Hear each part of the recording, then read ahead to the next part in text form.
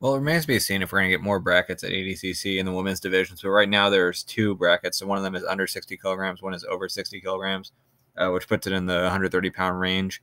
In the under 60 kilogram bracket, I think this was a much better bracket than the over 60 kilogram bracket. Obviously, there was quite a bit of size discrepancy between a lot of the competitors. So what I'll do is I'll go through some images from the under 60 bracket, and then I'll go through the brackets of both under and then over 60 kilograms. So we'll start with the first round where Bianca Basilio, the eventual champion, went off against Olivia Giles.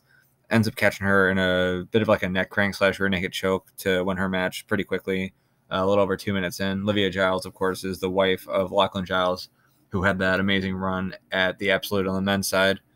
But the match that I think is most memorable in this bracket is the semifinal match between Bia Mesquita and Fionn Davies. Mesquita was expected to win this bracket. She was the favorite. She's a former champion. Fionn has won a black belt world title, but that was in the gi. I don't know that anyone expected her to be able to beat Mesquita. I think Fionn comes from a judo background, so that helped her out a lot and definitely made the transition into the gi a lot easier. But with it being no gi and with judo not being able to play as much of a role, you'd wonder if Mesquita would just be too much for her. But after a near pass attempt, Davies went to take the back. Mesquita was able to get one arm out, but not both arms out. So from there, Davies goes for sort of like an inverted triangle from here. And from that inverted triangle, she's going to take an arm bar. So here you go. She's starting to extend out the arm. And Mesquita just really did not want to lose this match at all. And as a result, her arm just gets mangled from here on until she finally taps. So here we have Davies hipping into it. You really can't see it from this angle how straightened out it is. But she's going to just keep fighting it. Now, if you look at the clock here, we're at 5:09 when she starts it. So arm gets straightened out with 5 minutes and 9 seconds left, and this is going to go on for a little while here. So here we're 8 seconds in. It's hyperextended. At 15 seconds in, you can see here that the arm is just bent in the wrong direction. Still going, still fighting through. Arm still bending off to the side here, wrong direction. So that's 19 seconds in. And then this is a couple seconds after the tap, but this is just Fionn Davies just with absolute joy. So about 20 seconds after that arm got straightened out, Fionn just cranking on it before Bia finally tapped, but her arm just gets mangled here. This is probably the best image I got of it, but you'd hope she's okay, but she also didn't wrestle back for third, so that's no surprise. Hopefully it won't be too long of a recovery for her, but that's part of what happens. ADCC is the biggest tournament. She may have figured if she gets out, even if she is injured, she'll find a way to win. But unfortunately for her, Fionn was not going to let go. She kept cranking, and she eventually gets the tap. So that puts Fionn in the finals against Bianca Basilio. Fionn was trying to pass from the outside and sort of like slid in, but got a little bit lazy with it. So as a result, Basilio ends up entering into 50-50. So you can see it from here. So they both have chances to go for each other's legs. But Bianca is much better in this position than Fionn is.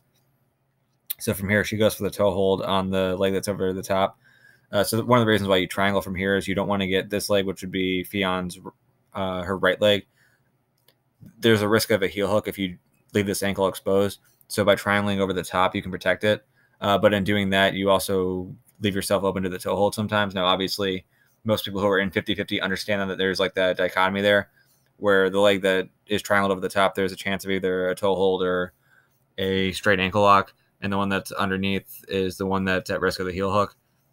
But I guess she's busy trying to attack her own leg locks and isn't paying close enough attention to Bianca. Plus, Bianca's pretty good at catching these and catching them quick. So she then goes to the toe hold. You can kind of tell in this image here, though, that this is Fionn's leg. This is her foot pointing in the other direction. So looks as though there was some serious damage done there. Keeps cranking through. You can see Fionn's face, just an extreme amount of pain. She taps out. And as a result, Bianca Basilio gets the win and is the champion. All right, so let's go back to the brackets. So again, under 60 kilograms, round one, Bia Mesquita, submission win over Jenna Bishop. Fionn Davies, 12-0 win over Yuasa of Japan. Bianca Basilio defeats Olivia Giles with a neck crank / rear naked choke. And Elvira Karppinen beats Catherine Parrott 2-0. In the semifinals, Mesquita over Davies, or Mesquita falls to Davies with that armbar. And then Basilio gets a 2-0 win over Karppinen. And then we saw Basilio get that toe hold in the finals over Fionn Davies. In the over 60 kilogram division, this was the division that Gabby Garcia won. As I mentioned before, this is a division where it's anyone above around 130 or so pounds. So you could be 140 pounds, go up against Gabby Garcia, who's around 240 pounds. And that's just kind of what it is. Like, you're just SOL at that point. So Garcia wins her first match 2-0 over Egger of Switzerland. Anna Carolina Vieira, the sister of Adolfo Vieira, 5-time black belt world champion and also a UFC fighter now. She gets a submission win over Amanda Leve. Tayam Porfiro beats Jenna Flowers. And then Karina Santi with a win over Natalie De Jesus, who has a recent win over Gabby Garcia in the gi. But in falling to Santi, she never got the opportunity to then try to beat her in no gi. So in the semifinals, Gabby Garcia goes up against Vieira. Too big, too much for her. Ends up winning a ref decision here. And then Santi gets a win over Porfiro. Also a ref decision, so they go to the finals, where Garcia from top, I believe it was sort of like a straight arm lock / Kimura from top of half guard. She was able to stay heavy on top and isolate the arm and get the tap from there. So Gabby Garcia places first, Karina Santi second, Porfiro beats Vieira for third place. So that covers it for the females. And I'll be doing another video on Absolute, and then I'll probably do a couple more videos that are just highlighting some strong performers. So people like Lachlan Giles. I already did one on Nick Rodriguez. I'll probably do one on Gordon Ryan as well. So look forward to that.